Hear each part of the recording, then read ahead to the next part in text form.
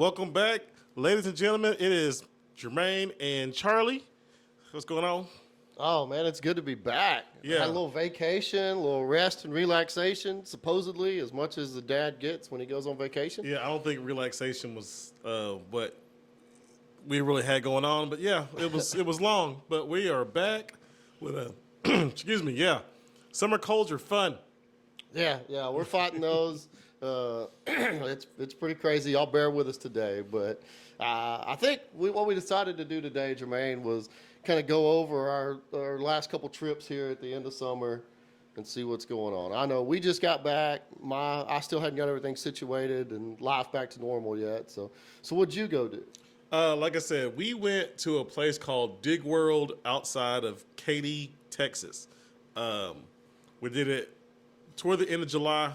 My wife and I are both school teachers, so we try to give our son one last undivided attention weekend before the school year started, and we went to a nice little amusement park for kids who love construction vehicles, excavators, ATVs, dump trucks, that kind of thing, and a mall parking lot.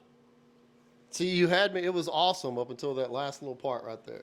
Mall parking lot, asphalt parking lot, in the end of July on a Sunday morning. Which was terrible when you went, you were thinking, but now after what we've had in August, it wasn't all that bad. It was pretty bad. It was pretty bad. And I'll just be honest with you guys watching and listening right now. We and Charlie talked about this individual trip before our last episode, our previous episode, but we had some technical difficulties. I say that because this man right here actually changed my son's birthday party. So thank you. You're welcome. You're welcome. Thank you. That was a vet move right there. Yeah. So the last time we had an episode, we were talking about this trip and how hot it was. And again, it was 11 o'clock in the morning, Sunday morning, on asphalt, riding excavators and playing with the arm and the bucket and all that. My son loved it for about 10 minutes because it was just hot. Right. Well, we bring up the fact that it was hot and we were pouring down sweat. And then Charlie goes, wait, aren't you having your son's birthday party in like a week and a half outside on hot asphalt later in the day at a splash pad? And I was like, yeah, but the kids would be good because they're going to be wet. He's like, yes, the kids might be fine. What about the parents just standing out there in the heat that you had to deal with your own son? I was like, crap. So this is what summer was, the end of my summer, that relaxation you thought we were going to have. And y'all don't understand. He was when he first got back from this trip, he was very upset about this heat and how miserable they were while everything was going on. That the place was cool, but the weather was horrible. So I just asked him as we were getting in our trucks, I was like, why is the same man that just griped? It was pretty good. He griped for about 15 minutes about the weather and the situation at that. It was bad. Like, hey, but it's fine. We're gonna come out there and torture test everybody at the birthday party. Y'all come on. So I get a text a little while later. It's like, hey, we're thinking about changing the party. And I actually was thinking about before the end. I was like, should we really be outside right now? And how it went was this. So school still hadn't started yet, but we were getting geared up for it. My wife and I were at my sister-in-law's house, my wife's sister's house. And Trina was playing outside. And we were in the shade with fans on, sprinklers going, everything. It was nearly unbearable. And I looked at my wife and I said, Charlie said it was going to be too hot. I think we need to find another place to go. And my wife looked at me, she's like, please. Right. Yeah, y'all, that's one of those things y'all were both thinking, but y'all had already planned the party and y'all didn't want to say anything. So try to call all day to get my deposit back on a splash pad. Couldn't get anybody that day. Try to call around local pools, like maybe just have a pool party outside anyway. Mm-hmm. You can't plan a pool party a week and a half before in the middle of the summer because guess what? The smart parents who know what they're doing booked it 2 months ago. Yep. So that wasn't happening. So thankfully with our teacher connections, we knew someone who actually owned a gymnastics / bounce house business, got a hold of them, and they had a spot on the day we needed it, and we picked a later time of the day, and it worked out to a T because we were able to be indoors, and the kids had a great time. Your kids were just balling. Yeah, no, they had a blast. Mine had a blast too. Didn't eat anything. Have drank 4 Capri Suns indoors. It was great. And then when we got home, he was out. He was ready. Yeah. So thank you again. Yeah, no, you're welcome. You're welcome. That's one of those little tips that's like, hey, and sometimes you just need somebody else to say it. Yeah. Even if y'all are thinking it and everything like that, sometimes you need somebody else to go, hey, what about this?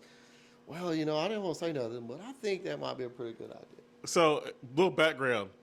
He was there. We didn't think anything of it. I'm also the same guy that planned with my wife to get married outside in the middle of June in the afternoon. Uh-huh. So, we apparently suck at planning things during the summer. Well, because y'all generally start planning stuff like this earlier than the summer, so you're not necessarily thinking about the heat and the problems. No, because we're teachers, and we just think, hey, we have all the free time in the world in the summer. We could do whatever we want, not considering the fact that we stay indoors all the time, so the elements don't get us. It's true. They get other people. Our summer this year has been bad. It's dry. It's hot. We've had a whole bunch of days over 100. It's been miserable. So, but hey, you had it indoors. Everybody had a good time. What more could you ask for? One thing, but I'm not gonna talk about that. Okay. All right. It's top secret. Y'all can't. No, it's not top that. secret. So I'm gonna go ahead and say it. So she doesn't listen to this. I blame her. My son wanted a lawnmower birthday party. Uh-huh. So we try to make it happen, and people chipped in because we're like, hey, y'all have to buy our kid gifts. He's got too much stuff. If you want to do this, strictly volunteered. You ain't got to do it. He wanted a riding lawnmower, a zero-turn lawnmower from Tractor Supply Company. And it was expensive. And we're like, hey, you want to chip into that? And we'll get a big card for him. And everybody who chips in on this big thing, that would be the thing. Well, we get it. Took me a minute to find it, but we found it. Okay. My sister-in-law puts it together. And what are you supposed to do with a vehicle that you put together, an RC battery-powered vehicle? What do you do with it before it is operable? Are you talking about charging the battery on it? Yeah. It says for at least 18 hours. That seems like a long time, but... Yeah, it does, I guess. So my son gets it. He sees it. He's in the parking lot of the party place having the time of his life. He's still too small, so he can't reach the pedals well, but he's just rolling, having a good old time. Yeah. Takes it back to my sister-in-law's house. He wants to ride it out there. He's there for 2 minutes. It dies. I'm like, but we got to charge it up. And I know this. Like, you got to charge that thing up all day. We'll pick it up tomorrow. We'll ride it tomorrow. Pick it up the next day. Get on it. It's been charged up all night. It's been at least 14 hours. Nothing. Nothing. Really? Take it home. Look at it. Like, I called my sister-in-law. Hey, when you built it, did you charge it? No, it had some juice, so my kids rode on it for a little bit, and then... Y'all can't see my face. I was like, we have a expensive, giant, red, zero-turn mower in our hallway we can't use. Well, it might be a positive right now because it's so freaking hot. We wouldn't let them ride it anyway. Hold on, why can't you use it right now? Because I got to change the battery out. No. Yeah. We looked at it. I said, a guy came by. He looked at it, and we saw that it had the same charger piece as another 6-volt battery. Uh-huh. Just disconnect it, reconnect it that way. So we try to charge the battery that way, thinking that might do it. No, the battery's gone. The battery is gone. No, the battery is gone. Whatever. If it's not the batteries, the wiring or something, then guess what? That thing is rocket science. Hold on. Hey, you know what? Your dad works on mowers. Well, I mean, this is a toy. Let's not. This This is just like the little Jeeps and stuff we had when we were kids. I didn't have a man. Jeep when I was a kid, so this is new to I me. got a Jeep whenever I was a kid, and the only thing that's bad about the little kid or were back then is they only had one drive wheel. So, and it was the one that had rubber, just like a little rubber strip in the middle of the tire. Mm-hmm. So that, but if that one sat there and spun, you just were stuck. That was it. And there used to be a low and a high on them. I don't know what they have now, to where you had to get advanced a little bit before your parents would plug in the high, to where you could really just go out there and try to run into stuff fast. But yeah, no, I don't think, because the battery would have come the way it's supposed to go. The battery gets shipped with somewhere between a quarter and 50% charge. Okay, they don't want it on 0, they don't want it on 100, just like all your electronics. And then you charge it up, get that initial charge in there. But the battery, just because y'all run it all the way down that first day, there shouldn't be a problem with that. Now, something may not be connected on the charging port, anything like that. It might be. I don't know. I'm going with the easiest excuse of it's the battery and I didn't put it together, so it's not my He's fault. sitting there blaming her for it and the battery. Come on, man. Yeah. So I've looked at it a couple times. I've looked at the manual. I'm about to deconstruct the thing to figure out if it's not the battery. Okay, I'll tell you what. When we finish here, I'll swing by and look at it Deal. real quick. Okay. Deal. So that was our summer, end of our summer. So again, you're rocking the merchandise. See, Dig World had that merchandise. I wasn't about to pay $35 for my shirt, so I didn't do it. But the Dig World is how many hours away? 2.5. Okay, so you can go down there practically any day you want. That is true. We went to the Grand Canyon. Shout out to my wife and her family for planning this, because I probably never would have planned anything this big or anything like that. Once in a lifetime thing. I may try to go back out there, maybe with my grandkids.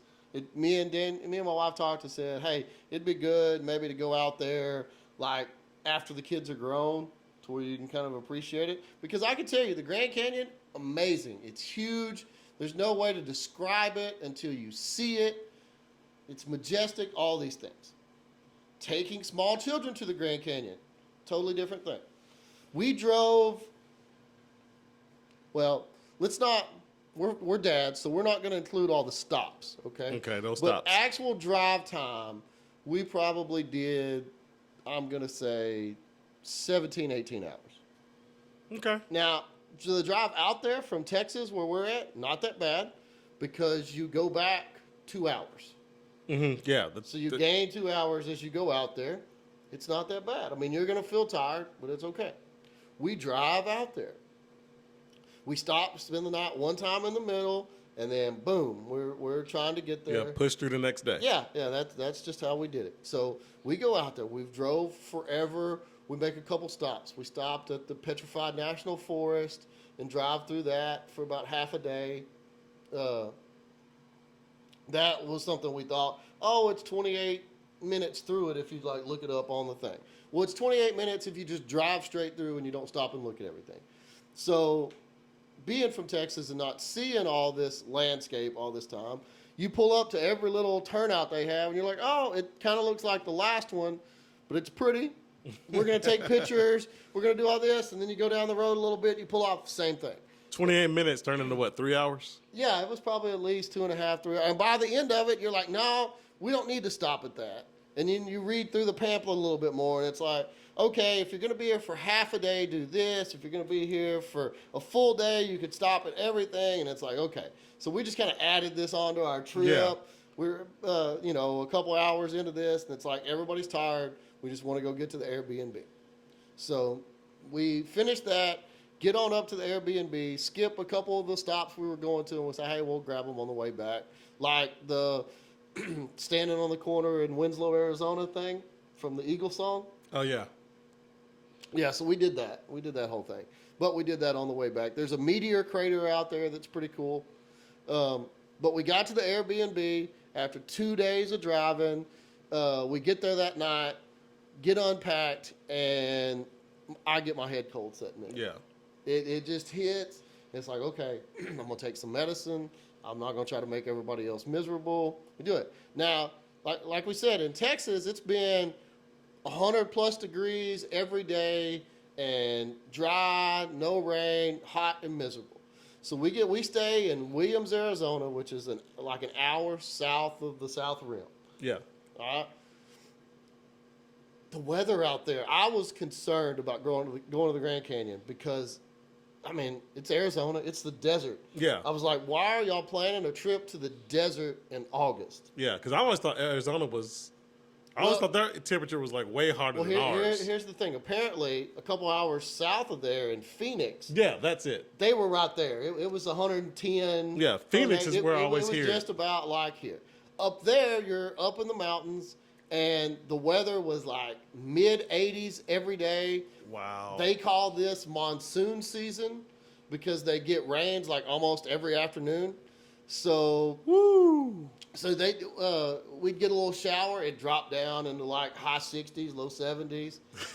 We'd go out. We went out and watched the sunrise and the sunset at the Airbnb, and you'd take like a blanket out with you, and you'd sit there and watch it. The Airbnb was fantastic. We loved it. Y'all, real quick, if you're seeing my face right now, I'm so sorry.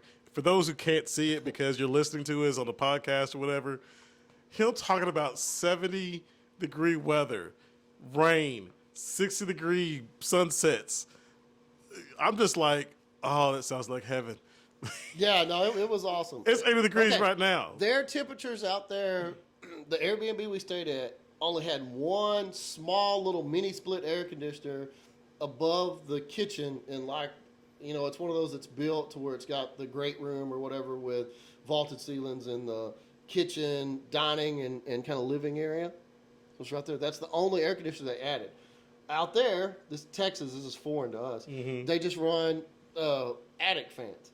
So when it's cool at night, you open your windows, turn your attic fan on, suck in the cool air from outside, and then if you'll just shut that up in the mornings, the house will stay cool all day.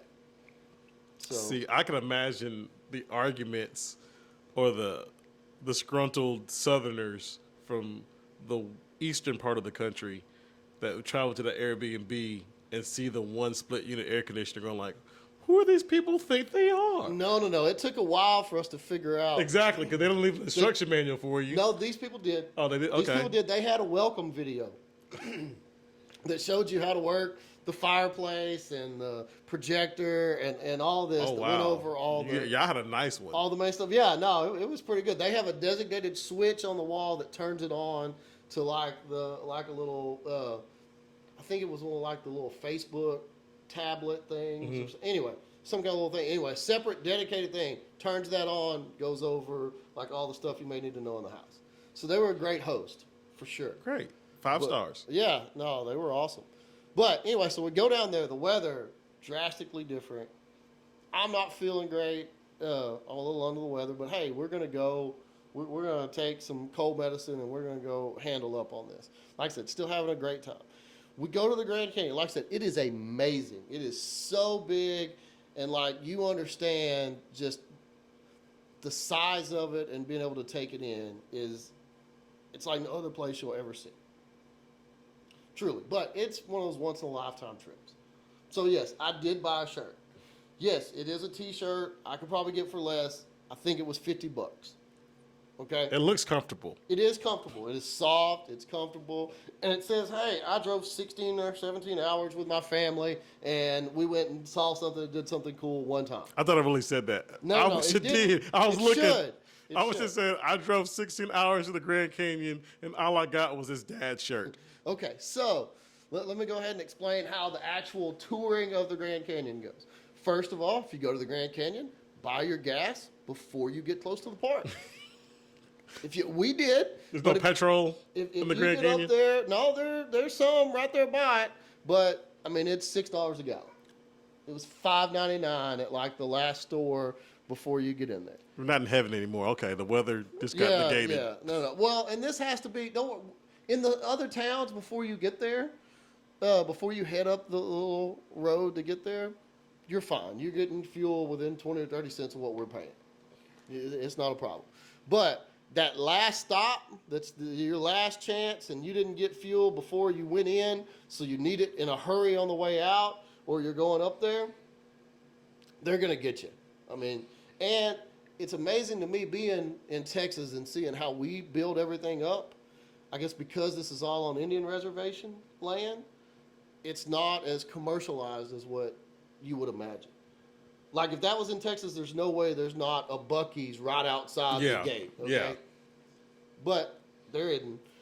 It's a little different out there.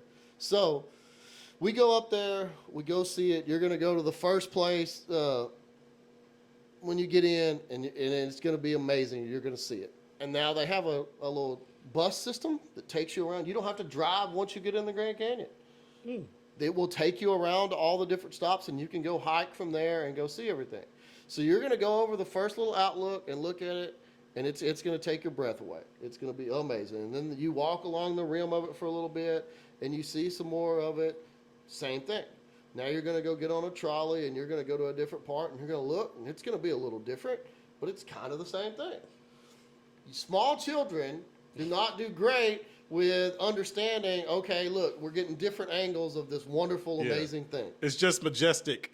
I've seen it. Let's go. Yeah. Two things. One, they all want to go close to the edge and over the boundary and go step on this rock out here to where it looks like they're floating on it. So you're fighting that the whole time. And then one of the most disappointing parts of the trip for me, and it's not their fault. I'm not blaming my kids. Okay, I would never do that. But we got to, I think it's called Angel Fire Hotel or something that's there in the park. And it's built right on the rim. You come, there's like a patio, pretty wide patio when you come out, but it's actually the rim. And you just walk through this hotel. They got a restaurant in there maybe, and you come out. All right, so we get through there. We go walk through the little shop that's in there first. We get out of it. We go, boom, you open the doors, Grand Canyon, right? So you're sitting there looking at it. And we're going over here to get this view of the Grand Canyon. And then my kids notice one of those little signs, one of those little stand-up signs that fold out right there. And it's talking about the stuff that's in there. And at the bottom it says, free fudge samples. Oh. So here's this wonderful, magnificent sight out here. And they're like, hey, can we go back inside and get our fudge sample? I want some fudge. We didn't get it. So I tried to explain them. I tried to take the moment to go, look, we can buy fudge anywhere on the way home. We can make fudge when we get home. But it's free. Look at this right here. Here it is. This is amazing. God created this. Let's look at it. My sister-in-law walks out with a piece of fudge. Oh, Lord. We are turning around. We go back inside. We're getting the free samples. We buy some fudge. Here you go. Y'all are good. We go outside. But that was one of the most demoralizing moments for me on this whole trip because it's like, hey, this is what we come here to see. Y'all will probably never see this again until y'all get older and travel. This is, like I said, a once-in-a-lifetime experience. Take it in. And they wanted to go back in for fudge. That was one of the things right there. Yeah. But other than that, great trip.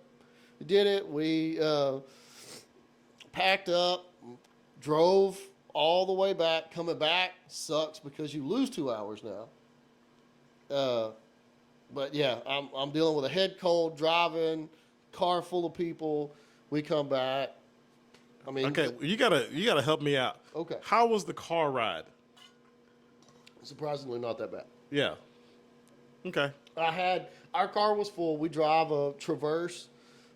We did do this. We bought a luggage bag off of Amazon and some luggage rack to go up there.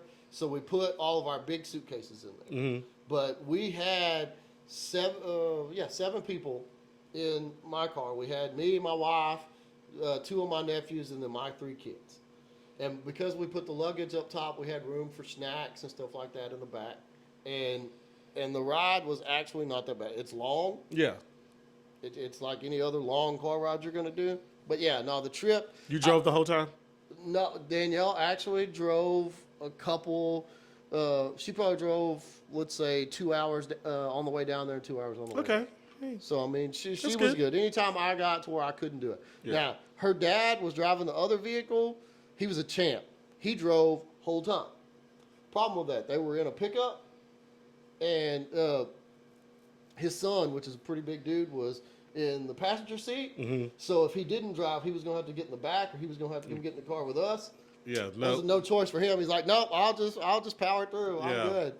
I'm good. My wife always love it to death. She would do like if it's a long trip like that, and once you get out of Texas, once you hit a certain point out of Texas, you hit a highway, you're pretty much going straight. So my wife's she'll gladly volunteer once it's straight.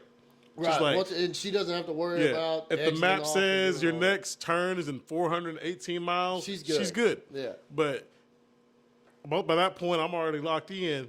I ain't got to pull over. Like, why would I pull over to let you drive?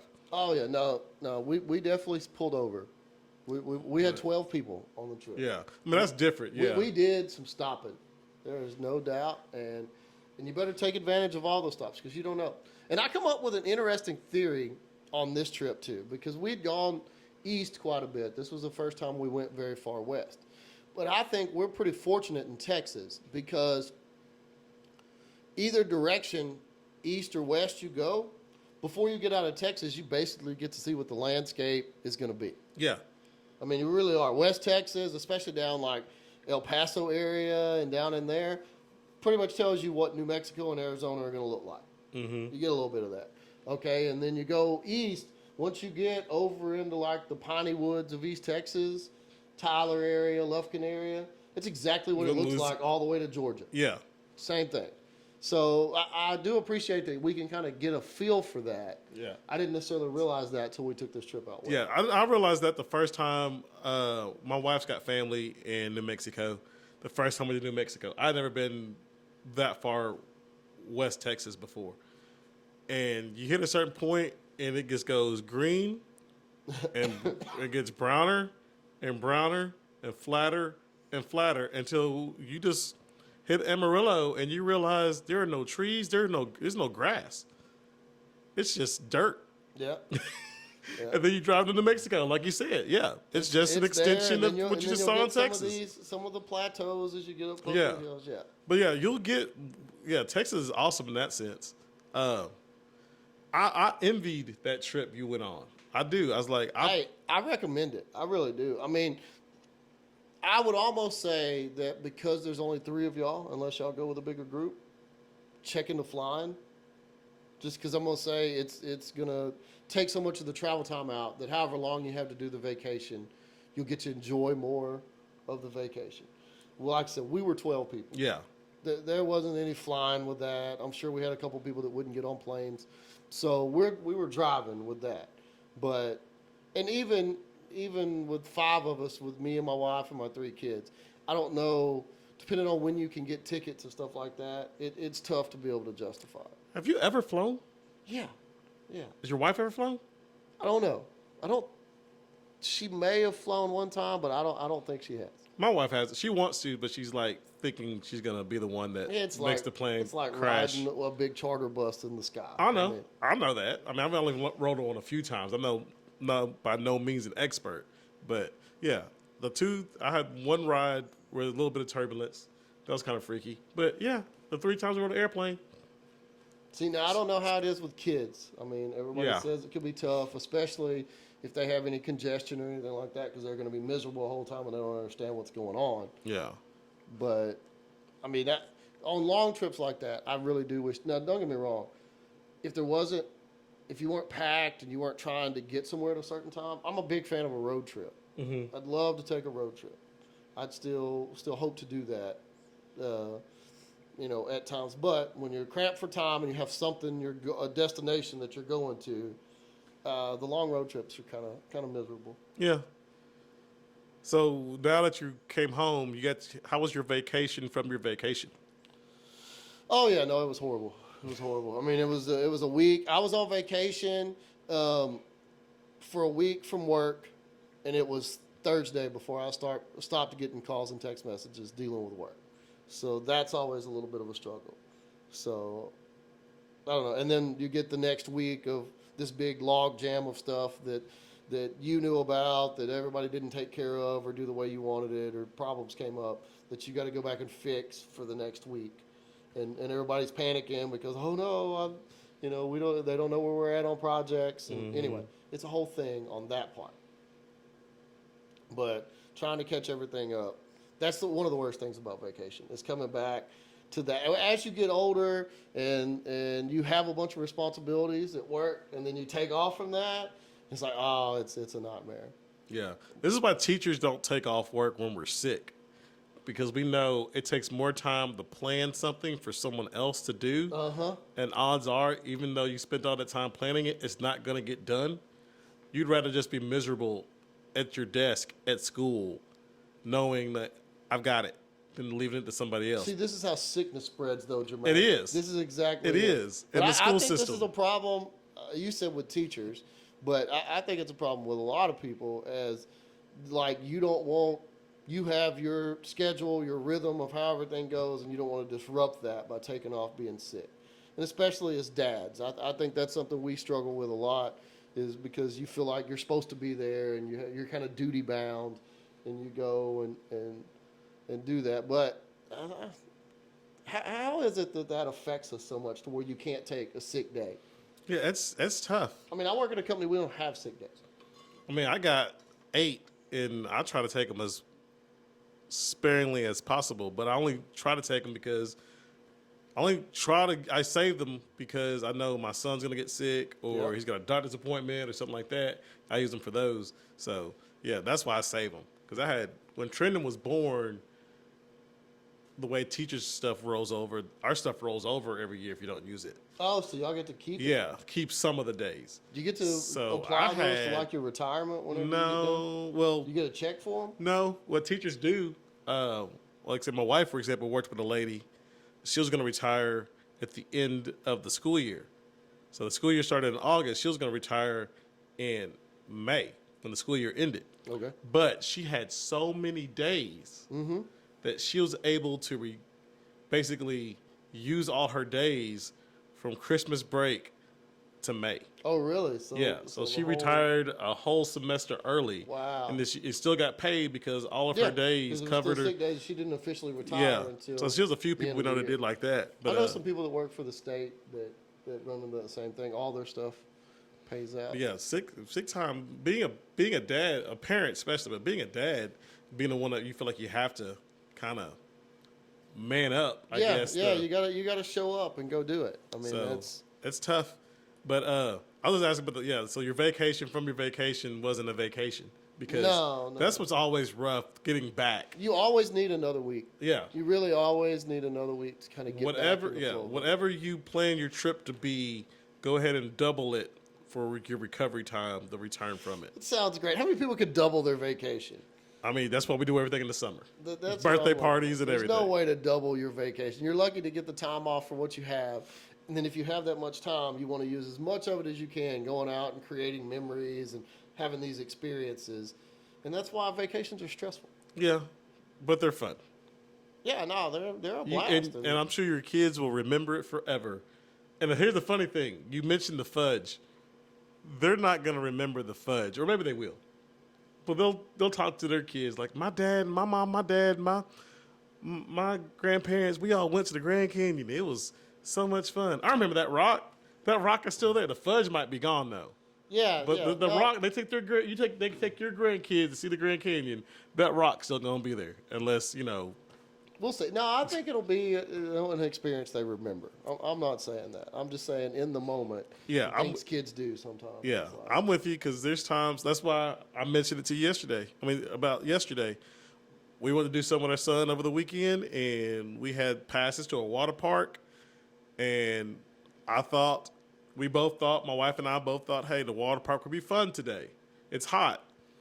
Water's cooling, relaxing. But then I was telling Charlie, the thing about going to the water park with a toddler is you're on lifeguard duty the entire time you're there. So how much work do you want to put in to your relaxation? Yeah, that's the other thing. And I mean, you saw this like in the Clark Griswold movies and stuff like that. I mean, as a dad, when you're on vacation, you're not really on vacation. If you take the family, I mean, you may be able to take your wife and go on vacation, and that's different. But if you're taking the kids and the family, especially when your kids are young, I mean, it's all about helping them have the experience and having fun.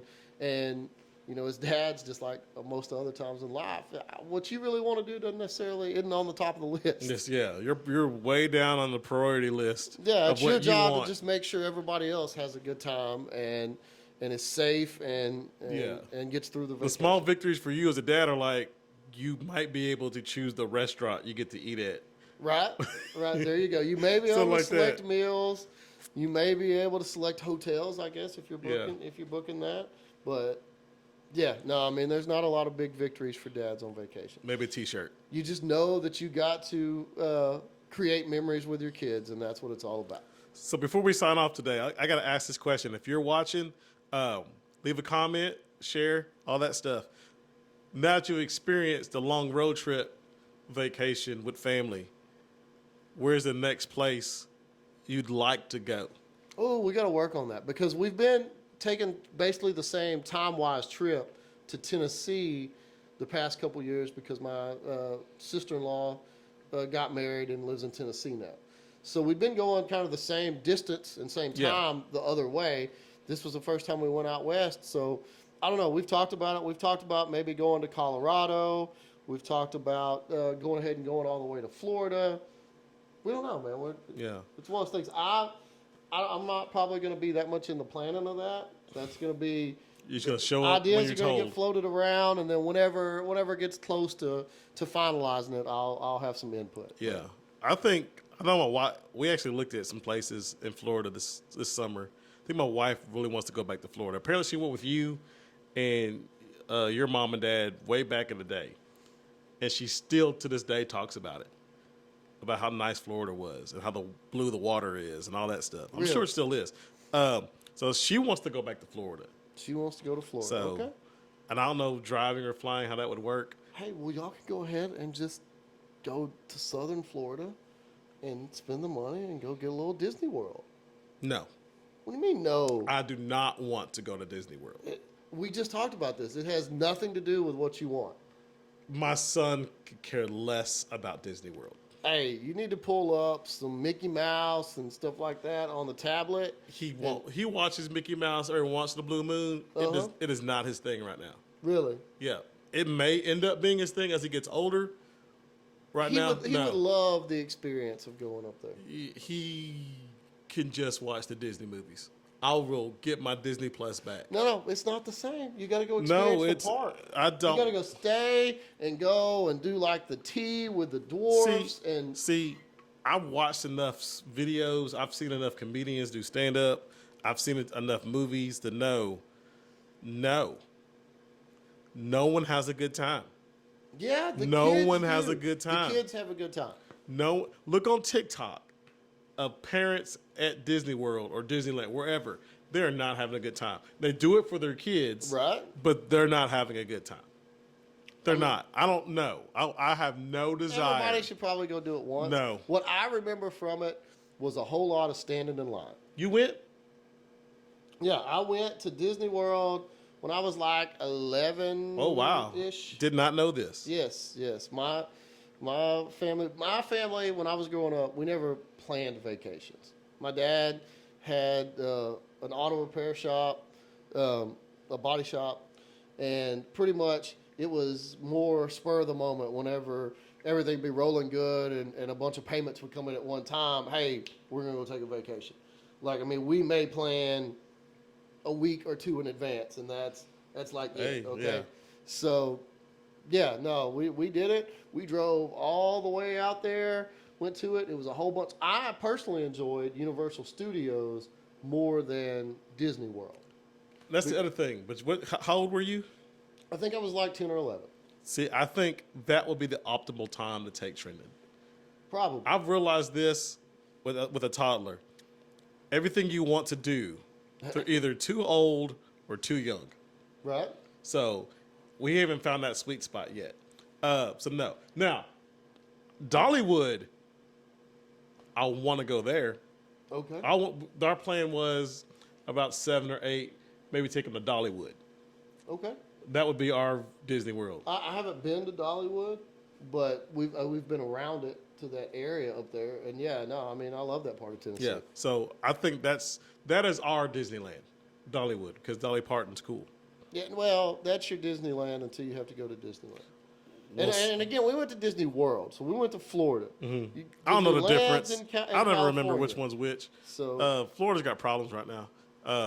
yeah, they all got problems right now. Yeah, but I mean, you're also going to a location that has openly come out and said, we're just going to keep raising prices of tickets until people stop coming as much, and then we'll know where the top is. Yeah. So again, I just canceled Disney Plus. So when he's ready to go, I'll save that all the money I'm saving through all the years not paying for Disney Plus. That'll help pay for one of our tickets. Hey, don't lie to our podcast listeners and viewers, man. You are not going to save that money for a vacation. Don't even say. You're right, but Yeah, you're right. that money's going for other stuff. Disney right World now. is not Disney World, Disneyland, Disney Plus. I don't plan on going, and I don't hate Disney. I just I don't want to wait in line all day. I think they have things to where you could buy like. I don't want to buy. express I don't want to passes. buy express passes to be first in the line. I still have to wait in That's true. because everybody bought an express pass. I'm talking about when I went. I remember it being. There's two things I vividly remember from being out there. Okay, one, and it was kind of like this at the Grand Canyon as well. One, you're surrounded by people that look American that do not speak English. They speak Spanish, they speak German, they speak all kinds of other stuff. It is because I thought it was. I'd gone to Six Flags a lot. You wait in lines or whatever. You could talk to people in line. Yeah, Out there, there's such a communication barrier. it's international. Because people are coming from around the world to be there to where it's so different. That and the fact that the Jaws ride. I remember the Jaws ride very, very vividly.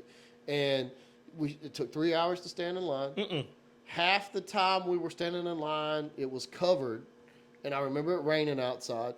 It rained every afternoon at like 3 o'clock out there when we were there.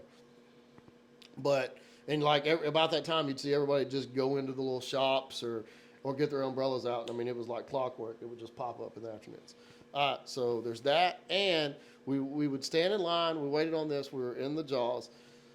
We go get on it, and they try to have a big build-up to it as you're going through the turnstiles and playing videos and all that of it. You get in there. You're in this boat. You drive around. You see all the cool stuff happen.